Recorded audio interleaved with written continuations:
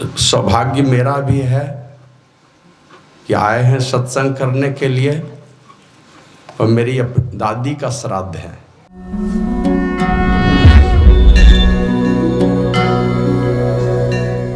उपस्थित सत्संग प्रेमी सदात्माओं, भक्तिमती माताओं, धर्मशिला देवी स्वरूपा सती साध्वी बहनों, सभी जवान दोस्तों, छोटे छोटे बच्चों को भी मैं बहुत बहुत बार नमन करता हूँ। नमन करता हूँ उन दिव्यात्माओं को जो सशरीर हम लोगों के बीच नहीं हैं और जिनकी कृपा से सत्संग की ये अविरल धारा अब तक इस ग्राम में और इस क्षेत्र में प्रवाहित होती रही है। उनमें से आदरणीय नारायण दास जी, पूज्यपाद बाबा स्वामी श्री सहदेव दास जी, स्वामी अनंतानंद जी महाराज और उनके साथ ही बहुत ऐसे सत्संगी हैं जो हम लोगों के बीच नहीं रहे, लेकिन निश्चित रूप से वो बहुत सौभाग्यशाली होंगे जो पहली बार इस गांव में दीक्षित हुए होंगे। बहुत सत्संगी हम लोगों के बीच से चले गए छोड़ करके हम लोगों को, लेकिन उनके त्याग, तपस्या और उनके पुरुषार्थ के चलते ही ये सत्संग की धारा अब तक बहती रही है। उन सभी दिव्यात्माओं को, अपने उन सभी पूर्वजों को नमन करता हूँ। और आप लोग जानते हैं मैं आप लोगों को उपदेश वाक्य क्या करूं। जितने लोग बैठे हैं मुझे लगता है आधे से अधिक लोग तो मेरे गार्जियन ही हैं यहाँ पर। और सौभाग्य मेरा भी है कि आए हैं सत्संग करने के लिए और मेरी दादी का श्राद्ध है, जबकि हम लोग एक परिवार से नहीं हैं, लेकिन कभी ऐसा लगा नहीं कि हम लोग एक परिवार के नहीं हैं। हमेशा अपनी दादी की तरह अपने घर का रिश्ता नाता है इस तरह का, क्योंकि अपनी दादी को तुम लोग नहीं देखे, जब देखे तो इसी दादी को देखे। तो मैं इसको अपना सौभाग्य मानता हूँ और मैं आप लोगों को उपदेश वाक्य तो नहीं कर सकता, लेकिन पूज्य बाबा एक दिन कहे थे सत्संग करेल जाए छो, कहो हुजूर हम काहे के लिए जाएंगे अभी। बोले काहे? तो हमने कहा अभी तो आप ही प्रचार कर रहे हैं, फिर आपके बाद अभी पूज्य चतुरानंद बाबा हैं, वेदानंद बाबा हैं, जोगानंद बाबा हैं, कुप्पा घाट में हरिनंदन बाबा हैं, भगीरथ बाबा हैं, प्रमोद बाबा हैं, फिर और भी जवान महात्माओं की एक लंबी कतार है। अभी सब प्लॉट एकदम फुल है, कहीं प्लॉट खाली नहीं है। जब खाली प्लॉट देखेंगे तब शुरू करेंगे प्रचार। तो बाबा बोले नहीं, तोरा जाना चाहिए प्रचार करे ला, तोर बात लोग सुनै छे बड़ी ध्यान से। ते पूज्य बाबा का भोलापन था, सबको सम्मान देते थे। तो लेकिन बिना निमंत्रण रोने जाइयो, निमंत्रण देते तो गरीबों आदमी घरों पर सत्संग करना चाहिए, नए देते विदाई दक्षिणा तो सब गुरु महाराज ने पूरा करते। तो उसी समय से मन में लगा, जबकि जहाँ तहाँ मौका लगता तो मैं सत्संग का प्रचार करता था, घूम फिर करके प्रचार करवाता भी था। तो मैं बहुत सौभाग्य मानता हूँ कि अपनी ही जन्मभूमि में, जहाँ मेरी जन्मभूमि है, वहाँ पर मैं आया हूँ अपनी दादी के ही श्राद्ध में ये सत्संग का उपदेश सुनाने के लिए। तो इस धरती माता को भी, उस दादी माँ को भी बहुत बहुत बार नमन करता हूँ और सब लोगों से निवेदन करता हूँ कि आप लोग गुरु महाराज की जय घोष जोरदार शब्दों में करने की कृपा करें। श्री सद्गुरु महाराज की जय।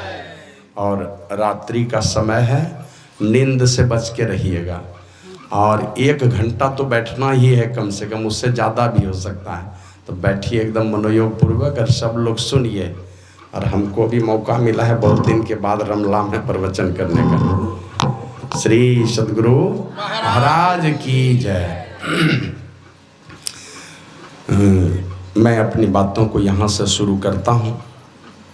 गुरु महाराज कहते थे, कभी कभी कथा सुनाते थे एक राजा हुए अपने यहाँ, उनको लोग राजा विक्रमादित्य के नाम से जानते हैं। और राजा विक्रमादित्य के धर्मपत्नी का नाम था भानुमति।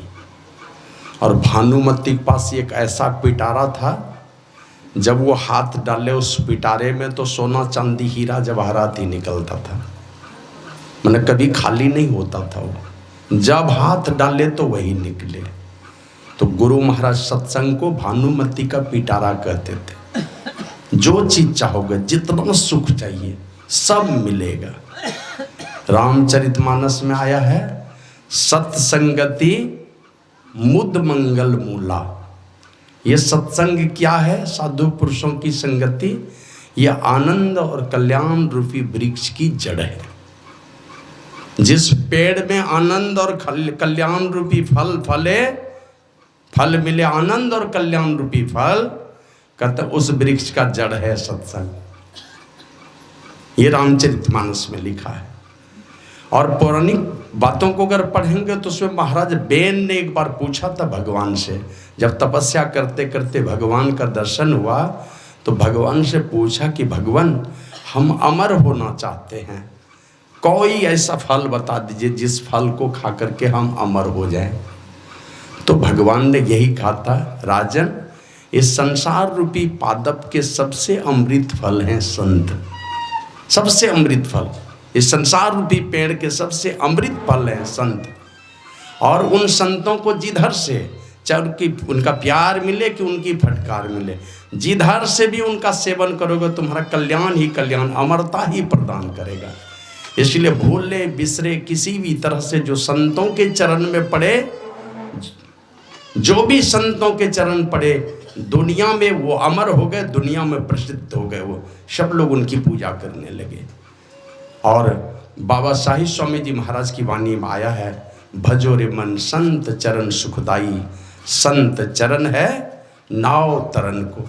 ये संतों का चरण क्या है? नाव है, नाव। नाव तरन को भव वारिधि दुखदाई। और नाव से तो छोटी छोटी नदी या नद को पार करोगे, लेकिन ये संत चरण रूपी नाव पर जो बैठोगे तो कहते संत चरण है नाव तरन को भव वारिधि दुखदाई। इस दुखदाई भव सागर को पार करने के लिए नाव है संतों का चरण। और उनके चरण शरण होई बैठो भव दुख जाए न साई। उनके चरण शरण में जो कोई भी बैठेगा, संसार के सारे शोक संताप उनके मिट जाएंगे, जो मिटेंगे। हमारे गुरु महाराज लिखते हैं, सदगुरु चरण डोरी दृढ़ सब घट, पिंड ब्रह्मांड से पार करे, जे पकड़े भव पार उतर गए, मैं ही सदगुरु चरण धरे। जिसने भी संत सदगुरु के चरण को पकड़ा, उसकी नैया किराने लग गई। वे अपनी ही वाणी में कहते हैं, दुख दर्द भव के सब मिटे, सतगुरु चरण नित से ये, गुरु भक्ति बिन कछु ना बने, मैं ही सकल संतन कही। सारे दुख दर्द मिट जाएंगे और गुरु भक्ति के बिना कुछ बनने वाला नहीं है। रामचरितमानस में भी लिखा है, जलचर थलचर नवचर नाना, जे जड़ चेतन जीव जहाना, मति कीरति गति भूति भलाई, जब जेहि जतन जहाँ जेहि पाई, सो जानव सत्संग प्रभाव, लोक वेद न आनु पाओ। बढ़िया बुद्धि चाहिए, सत्संग से मिलेगा। संसार में कीर्ति चाहिए, सत्संग से मिलेगा। जीते जी अच्छी गति चाहिए और मरने के बाद भी अच्छी गति चाहिए। अभी तो जीते जी बहुत अच्छी गति देने वाले बाल बच्चे हैं, है ना, खूब सेवा करते हैं। बहुत ऐसा परिवार मिलेगा जब माँ बाप की बहुत बहुत सेवा करते हैं। बहुत लोग चुकते भी हैं, बहुत लोग सेवा भी करते हैं अंतिम समय में खूब, लेकिन बाद में पता चला कि उनकी माँ आई बाद में किसी पर सवार होकर के, अब पूछा कहाँ रहती हो, बोला बगल में जो बबूल गाछ है उसी पर रहते हैं। है ना, ये कैसी बात हो गई। कहते जीते जी तो अच्छी गति हुई, मरने के बाद क्या हो गई गति? वो बबूल गाछ पर डेरा हो गया ना, गोबर के ढेर पर डेरा हो गया। तो जीते जी भी अच्छी गति चाहिए और मरने के बाद भी सदगति चाहिए, सत्संग है। और भूति ऐश्वर्य, आगे पीछे लोग लगे हैं, जय जयकार हो रहा है, ये भी अगर चाहिए सत्संग से मिलेगा। और कोई मेरा बुरा चाहने वाला नहीं हो, सब मेरा जय जयकार ही करे, भला ही भला सोचे हमारे लिए। अगर वो कोई काम है, वो सो जानब सत्संग प्रभाव। यही एक विद्यालय है जहाँ आने से ये पांचों चीज़ की पूर्ति होगी। संसार में और वेद में इन पांचों को पाने का दूसरा कोई जगह नहीं है। इसीलिए गुरु महाराज कभी कभी कहते थे, अगर संतों के विद्यालय में जाओगे, कभी भी उनके विद्यालय में, तो यहाँ तक जो पढ़ाई पढ़े हो, जो भी पढ़े हो, अगर मर गए बीच में तो दूसरे जन्म में वहीं से पढ़ाई की शुरुआत होगी। जहाँ तक पढ़ लिया साधु संतों के विद्यालय में, दूसरे जन्म में वहीं से पढ़ाई शुरू होगी। और संसार के दूसरे शिक्षक के पास जाके पढ़ लोगे, तब पीएचडी की भी डिग्री ले लोगे, तो दूसरे जन्म में फिर से ककहरा शुरू करना होगा। खाली कमाकर का कमर्सी करके वहीं से पढ़ाई शुरू होगी। तो इसलिए हमारे गुरु महाराज समझा के कहे, चलो चलो चलो भाई, धरो गुरु पद धाई, हो भाई दृढ़ अनुरागी भ्रम त्यागी हो भाई। एक बार यमराज को चिंता हो गई। अब यमराज को लगा कि लोग कोई मरता है तो गंगा जल दे देता, उसकी सदगति ही हो जाती है। तो यमराज चले गए एक बार हरिद्वार, और वहाँ जा कर के देखा जब गंगा की आरती हो रही है ना, तो सारे देवी देवता उतर करके आए थे। तो माँ गंगा को वो कहने लगे, वो माँ गंगा जान रहे ना यमराज को, यमुना का भाई है, सूर्य पुत्र है ना, वो यमुना का भाई है। वो क्या कहता, माँ ये तो तुम ठीक नहीं करती हो, ये ठीक नहीं है, ये खाली मृत्यु भुवन पर के लोगों के कल्याण की बात तुम सोचती हो। तो ये शिकायत लेकर के शंकर भगवान के पास चले गए। तो माता पार्वती भी सुन ली इस बात को। माता पार्वती भी कहती है, स्वामी ये कैसी व्यवस्था दे दिए हैं कि खाली मृत्यु भुवन के लोगों का ही उद्धार होता है गंगा जल से, और कोई उपाय है? तो बोला नहीं, और कोई उपाय नहीं है। तो यमराज को आश्वासन दिया कि जाओ, मैं ऐसी व्यवस्था करूंगी कि ये खाली मृत्यु भुवन वाला का ही उद्धार नहीं होगा। मैं ऐसी व्यवस्था कर दूंगी ना, ऐसी नदी बहाऊंगी कि उसमें तीनों लोक के जीवों का उद्धार होगा। और वही देवी माता पार्वती ने भगवान भोलेनाथ से इतने सारे प्रश्न किए और कहा, इन सारे प्रश्नों को जो सुनेगा और सुनाएगा, और जो सुनने वाला होगा उस ज्ञान की गंगा में डुबकी लगाएगा, चाहे मृत्यु भुवन का हो कि सुरलोक का हो कि असुर लोक का हो, सबका उद्धार हो जाएगा। रामचरितमानस में लिखा है, सुनी समझही जन मुदित मन, मज्जही अति अनुराग, लहही चारि फल अछत तनु साधु समाज प्रिया। किनकी मुक्ति होगी? चारों फल पाएगा कौन? माने संसार में जो कामना सब पूरे होंगे, और अंतिम कामना जो है कि हमारी मुक्ति हो जाए, शांतिमय हमारा जीवन हो जाए, जब भी होगा संतों के विचार औषधि से होगा। कर्म कांड करने वाले 1000 पंडित को बुला लीजिए और उनको पूछिए कि मेरी माता जी कहाँ गई, तो यही कहेंगे तुम्हारी माता जी गई हैं प्रेत जोनी में, पितर मिलन करवा दिया हमने, पिंडदान करवा दिया। उनके पास सारे मंत्रों को जोड़ करके एक ही गति है कि वो प्रेत जोनी में चला जाएगा। चाहे हमारी माँ सत्संगी थी, चाहे मांस खाने वाली थी, सबकी एक ही गति है कि वो प्रेत जोनी में भेज देगा। लेकिन यहाँ संतों का सानिध्य जिनको मिलता है, तो सारे शास्त्रों को उलट पलट करके देख लीजिए, जब जब संतों के चरणों में कोई भी भक्त पड़ा है, सदैव वो क्या कहते हैं, प्रेत जोनी से बच करके उन्नति की तरफ, सदगति की तरफ ही गया, नीची जोनी में जाने से बच गया। तो ये संतों का ज्ञान ये औषधि है, लेकिन यहाँ संतों के ज्ञान में विचार की औषधि दी जाती है, और विचार की औषधि से जीवन पलट जाता है। गुरु महाराज कहते थे, मोहर के सारे अक्षर उल्टे होते हैं, स्याही लगा दो और किसी कागज पर ठप्पा लगा दो तो सारे अक्षर सीधे हो जाते हैं। उसी प्रकार संतों की विचार औषधि को जो सुनता है, उनके जीवन की दिशा ही बदल जाती है, भाग्य पलटा खाता है, जीने की दिशा बदलती है, जीने की राह बदल जाती है। और जब जीने की राह बदल गई, चिंतन बदला तो विचार बदले, जीने की राह बदल गई तो जीने की राह अगर बदल गई तो निश्चित रूप से उस मंजिल को प्राप्त करता है जिस मंजिल को पाने के लिए हमें ये मनुष्य का शरीर मिला है। तो बिल्कुल जब भी माने यही कारण है कि सत्संग की बहुत बहुत बड़ाई शास्त्रों में की गई है। रामचरितमानस बतलाता है, तात स्वर्ग अपवर्ग सुख, धरी तुलाई कंग, तूल न ताही सकल मिली जो सुख लव सत्संग। तराजू के एक पलड़े पर सारे सत्संग स्वर्ग के सुख को रख दो और मुक्ति के भी सुख को रख दो, और तराजू के दूसरे पलड़े पर पल भर के सत्संग के सुख को रख दो, तो भी पल भर के सत्संग के सुख का बराबरी नहीं कर सकता। इसी को सुंदरदास जी महाराज कहते हैं, तात मिले पुनिमात मिले, सुत भ्रात मिले युवती सुखदाई, राज मिले गजबाज मिले, सब साज मिले मन वांछित पाई, लोक मिले, सुरलोक मिले, विधि लोक मिले, बैकुंठ जाई, और सुंदर और मिले सभी सुख। संत समागम दुर्लभ भाई, और सब सुख मिल जाए तो मिल जाए। बढ़िया बाप मिले, बढ़िया माँ मिले, अच्छी माँ मिले, अच्छी पत्नी, अच्छे पति, अच्छे बेटे, सब अच्छे अच्छे ही मिले। घोड़ा हाथी राजपाट सब कुछ अपने मर्जी के मुताबिक मिले। यह संसार भी मिले, मरने के बाद भी सुरलोक मिले, विधि लोक मिले, बैकुंठ लोक मिल जाए, सब कुछ मिल सकता है। इसके अलावे भी कुछ अगर है वो सब कुछ मिलेगा। किस चीज से कहते हैं, इसके अलावे भी अगर कुछ है तो सब मिलेगा, लेकिन संतों का समागम बड़ी मुश्किल है। बाबा साहिब स्वामी जी महाराज अपने भजन में लिखते हैं, यश ऐश्वर्य मुक्ति और भलपन, बुद्धि और चतुराई। यश मिलेगा, ऐश्वर्य मिलेगा, माना कीर्ति फैलेगी और आगे पीछे लोग जय जयकार करेंगे। मुक्ति मिलेगी सारे दुखों से, भलपन मिलेगा, माना कोई बुरा चाहने वाला नहीं होगा, और बुद्धि और चतुराई मिलेगी। जो चतुराई पाकर के सदा सदा के लिए हम वो काम करने लगते हैं जिससे हम परमपिता परमात्मा को प्राप्त कर सके, वो चतुराई मिलेगी। और वो बुद्धि मिलेगी जिसको विवेक कहते हैं, जिस विवेक के सहारे हम सार का ज्ञान कर पाते हैं, आत्म तत्व को पहचान करके सदा सदा के लिए दुखों से मुक्त हो जाते हैं। तो बुद्धि और चतुराई औरों जो कुछ जाही मिले, जब संत कृपा ते पाई। इसके अलावे भी अगर कुछ है कहीं संसार में पाने लायक का, वो संतों की कृपा से होगा। माने संत क्या कहते हैं, एक ऐसा विशाल वट वृक्ष है जिनके छत्र छाया में जाने मात्र से ही सारे दुखों का निदान होता है, कोई दुख का नामो निशान वहां पर नहीं रहता है।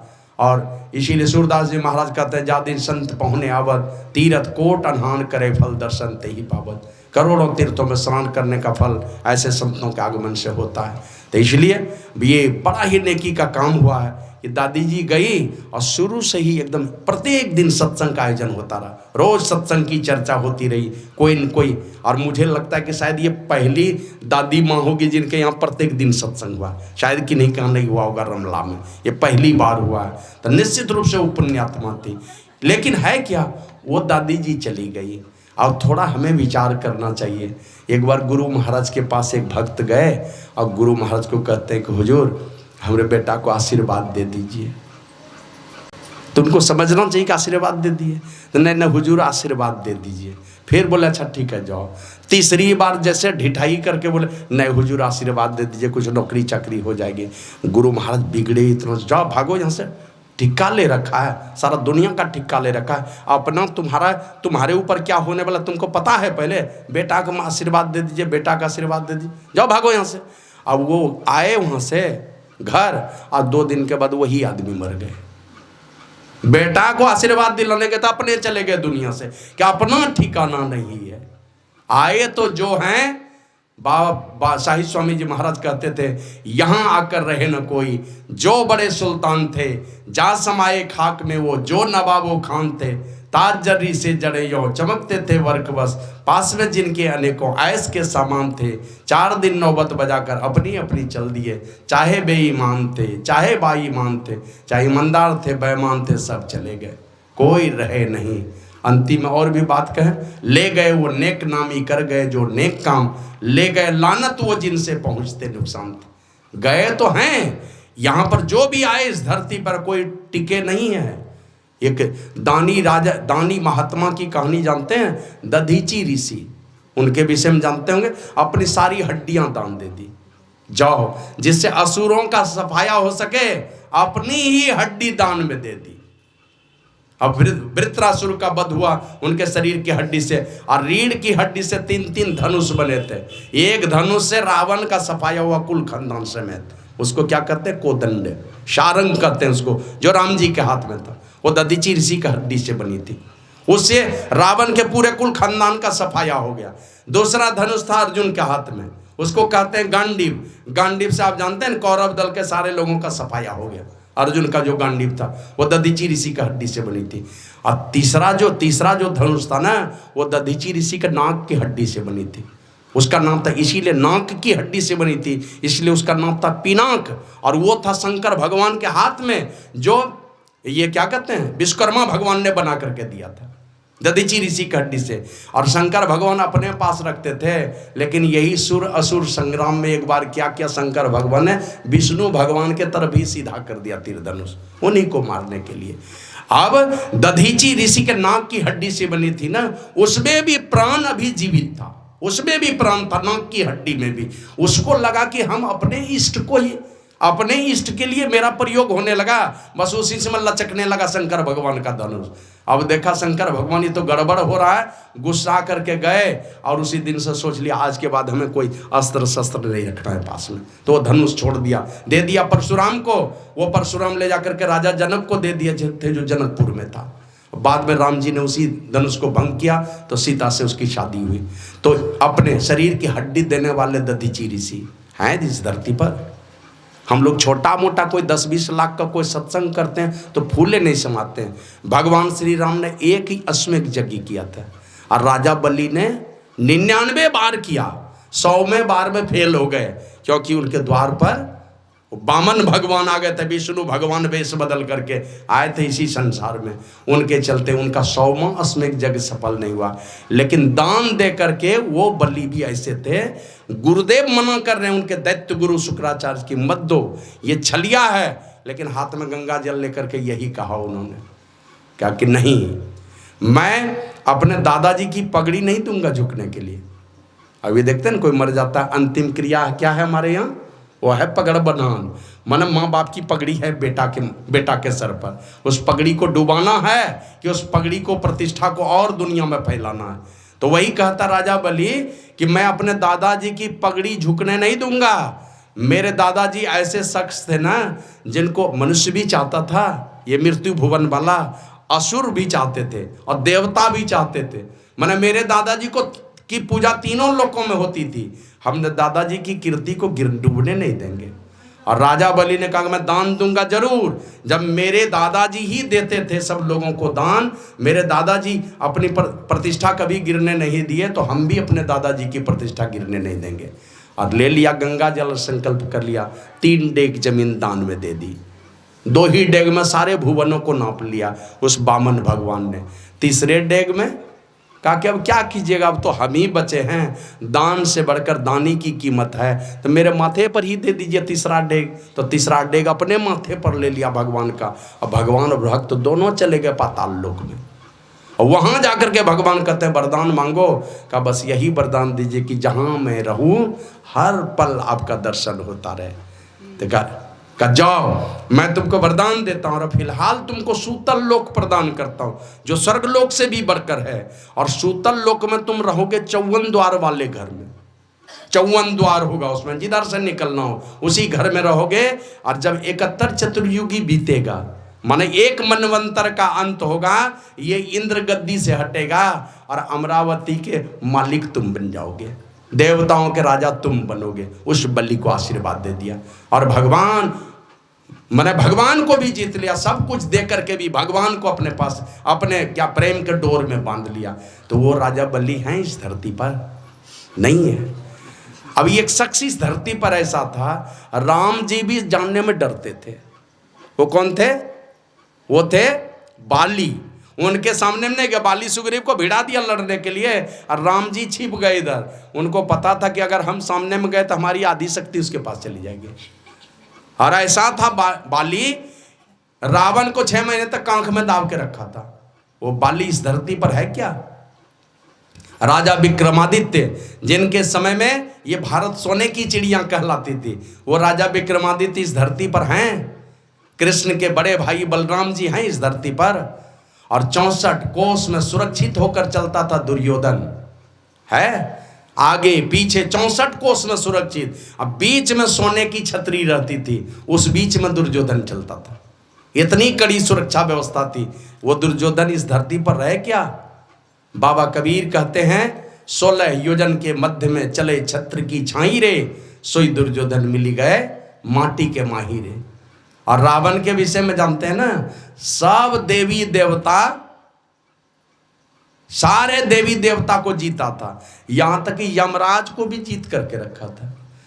जो यमराज सबके प्राण को हर कर ले जाने की व्यवस्था में है, मालिक हैं, सब लोगों को, सारे जीवों को पाप और पुण्य का फल देने का सामर्थ्य उनके पास में। उस यमराज को भी रावण जीत के रखा था। कहा के देखो तुमको अब ये सब किसी को यहाँ से लेके नहीं जाना है। का तब क्या करना? बोला ये दक्षिण वाला जो इलाका है ना, ये दक्षिण वाला इलाका तुम जोगते रहना मेरा। इसीलिए ये दक्षिण वाले दिशा में पूजा पाठ नहीं करता है लोग, दक्षिण वाले दिशा में ध्यान नहीं करता है। ये यमराज का इलाका कहलाता है।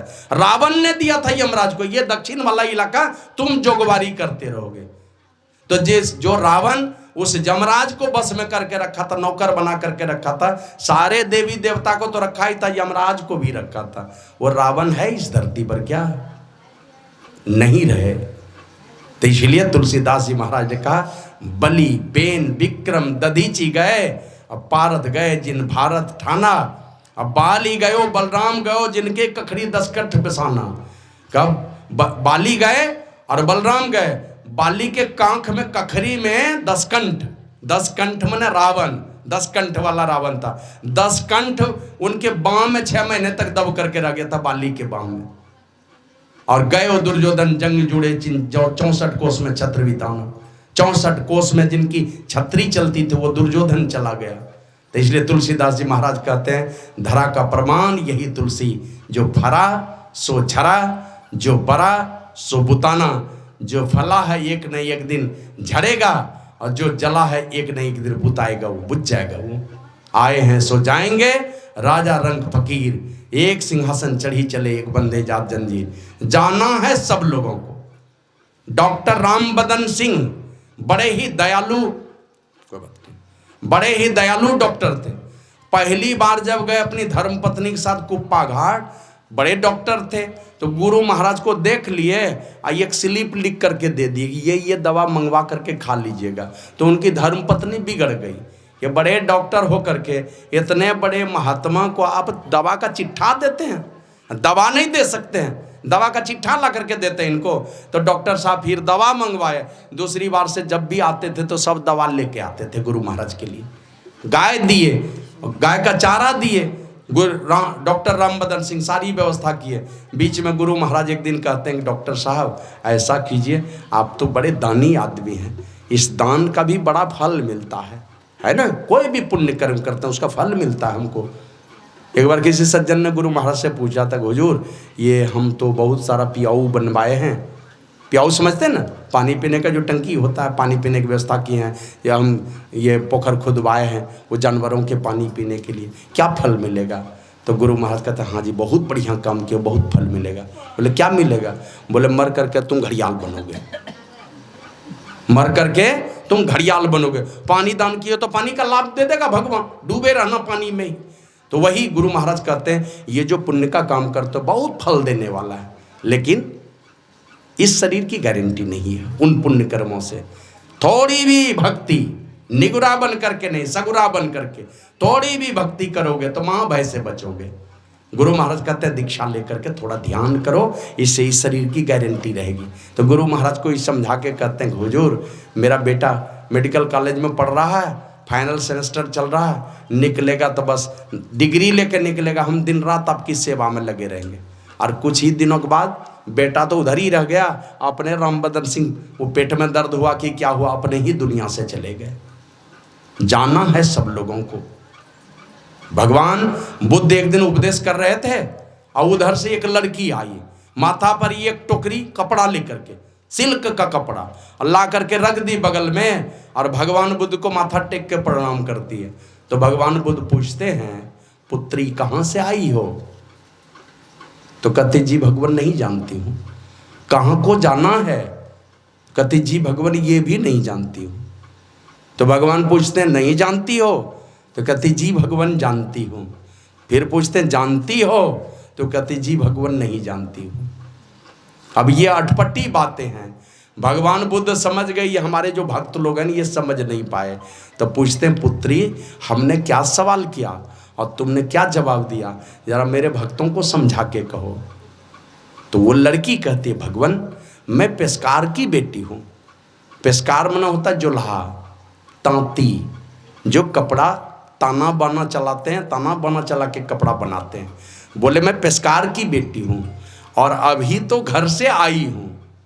लेकिन आपने पूछा कहाँ से आई हो, कहा भगवान अभी तो घर से आई हूँ, लेकिन भगवान ये नहीं जानते हो कि किस लोक से, किस खानदान से और किस योनि से इस घर में आई हूँ। जाना तो है मुझे पिताजी के पास, वहाँ ताना बाना चला रहे हैं, पेशकारशाला में जाना मुझे ये सारे कपड़े लेकर के, लेकिन भगवान किस खानदान में जाऊंगी, किस लोक में जाऊंगी, किस योनि में जाऊंगी, यही नहीं जानती। आपने पूछा नहीं जानती हो, हमने कहा जी भगवान ये तो जानती हूँ कि एक न एक दिन जाना पड़ेगा, लेकिन भगवान यही नहीं जानती हूँ ये किस समय यहाँ से जाना पड़ेगा। न बालक न जौबने न वृद्धि कछु बंद, वह अवसर नहीं जानिए जब आए पड़े जम फंद। जम का फंदा किस समय आएगा, बाबा नानक कहते कोई नहीं जानता उसको। बाबा साहिब स्वामी जी महाराज कहते हैं बचपन गया जवानी बीती, बूढ़ेपन की क्या प्रतीति, यह तो बुलबुला जल का, भरोसा क्या कल का। ये पानी के बुलबुले के समान ये मनुष्य का शरीर है, बस बनने में जो देर लगे बिनसने में देर नहीं लगती। और बस उसी प्रकार इस मनुष्य शरीर की हालत है, कब ये मटिया मेट हो जाएगा। अभी हैं, थोड़े देर के बाद हम रहेंगे कि नहीं रहेंगे कहा नहीं जा सकता। इसलिए दूसरे के मरने पर जब कोई दुनिया से जाते हैं तो लोग रोते ही हैं, अपने लोग जाते हैं तो दिल रोने लगता है। जब प्रेम जिनके गोद में खेले उनका प्रेम जब याद पड़ता है ना तो रोता ही है लोग, लेकिन उनके रोने के पीछे हम अपने विषय में चिंता करनी चाहिए। उनके लिए रोएंगे तो उस मृतात्मा को दुख ही होगा, रोना तो है अपने लिए कि हमारी क्या दुर्दशा होने वाली है। इसलिए बाबा कबीर कहते हैं साधो भाई जीवत ही करो आशा, जीवत समझे जीवत बुझे जीवत मुक्ति निवासा, जियत कर्म की फांस न काटी मुए मुक्ति की आशा। मरने के बाद मुक्ति की आशा करते हो, तन छूटे जीव मिलन कहता हूँ सो सब झूठी आशा, अबहू मिला सो तबहू मिलेगा नहीं तो जमपुर वासा। जैसा बनाया वही परिस्थिति मिलेगी, और नहीं तो जमपुर में निवास होगा, प्रेत जोनी में चले जाओगे। इसी से बचने के लिए अभी जो उपदेश हम लोग सुन रहे थे, यही बात एक बार की घटना है। भगवान बुद्ध के एक शिष्य हो गए, उनका नाम था भिक्षु महाकाश्यप। और वो भिक्षु महाकाश्यप ऐसे महात्मा हुए, जब भगवान बुद्ध अपना शरीर छोड़ने जा रहे थे ना, जानते हैं ना कहाँ शरीर छोड़े थे भगवान बुद्ध? जन्म तो हुआ लुम्बिनी वन में, कपिल वस्तु के निकट। शरीर छोड़े हैं उत्तर प्रदेश में, कहाँ? कुशीनगर एक जगह है, वहाँ जाकर के शरीर छोड़े हैं। जहाँ पर कबीर साहब का ना मगहर, उससे थोड़ी दूर में कुशीनगर है, वहाँ जाकर के शरीर छोड़े हैं। तो सारे देवी देवता उनके अग्नि संस्कार में उतर करके आए थे, लेकिन अग्नि प्रज्वलित नहीं हो रही थी। और ये भिक्षु महाकाश्यप काशी से चले, अब पैदल चलते चलते बनारस से चले पैदल, और चलते चलते गए हैं अग्नि संस्कार में भाग लेने के लिए। भगवान शरीर छोड़ के चले गए, ये गए वहाँ अग्नि संस्कार में भाग लेने, और ये जब तक नहीं पहुँचे अग्नि प्रज्वलित ही नहीं हुए। ये पहुँचे मन सब देवी देवता मिल करके भी आग प्रज्वलित नहीं कर पा रहा था, क्योंकि भगवान बुद्ध तो आशा देख रहे थे अपने भक्त का, उस भिक्षु महाकाश्यप का। ऐसे महात्मा थे। तो भिक्षु महाकाश्यप शुरुआती अवस्था में एक गुफा में बैठ करके ध्यान करते थे, और ध्यान करते करते ऐसा संजोग हुआ एक बार 9 दिन बीत गए, ध्यान में ही रह गए, गुफा से निकले ही नहीं। हमारे गुरु महाराज क्या करते थे, कुआं गड्ढा खोद लिए, खाना ला करके रख देता था कोई बना करके, गुरु महाराज कुआं में घुसते थे तो निकलते ही नहीं थे। ध्यान में बैठे हैं तो बैठे हैं। अब दूसरे सज्जन कहते हैं महाराज ये शरीर रहेगा तब ने ध्यान कीजिएगा, एकदम पीला पड़ गया है शरीर, इस शरीर को बचाइए, शरीर नहीं बचेगा तो ध्यान कहाँ से कीजिएगा। तो अभी तो देखिए ना, सब बाबा जी सुबह होगा भोरे सब भरदम दे लेगा, जैसे हल जोतने जा रहा तब बैठेगा जाकर के वहां से। हाँ, और दे खिलाने वाला भी ऐसा काजू किशमिश ला के भोरे खिला दिया, जा रहा है स्तुति प्रार्थना करने के लिए, और खिला दिया यहाँ भरता यहाँ तक खिला करके भेज देगा, वो स्तुति करने जा रहा है। श्री सद्गुरु महाराज की जय। तो सत्संगी लोग भी थोड़ा होशियारी रखिएगा। काय के लिए देते हैं खाने के लिए बाबा जी को? कोई वृद्ध रहे बीमार है तो चलो दे दिया खाने, सब जवान आदमी को भी खिला देते हैं, भ्रष्ट करते हैं सबको। तो गए वहां से निकले और जा रहे थे, 9 दिन के बाद गए, रास्ते में एक छोटी सी कन्या ने देखा उसको, दौड़ करके आती है, खेत पर वो फसल की जोगवारी कर रही थी, दौड़ के आई। जैसे देखी ना, वो जानती थी ये भगवान बुद्ध के जो शिष्य लोग हैं ना, जब भूख लगती है तभी गांव में जाते हैं, और नहीं तो कहीं उपदेश होता तब जाएंगे।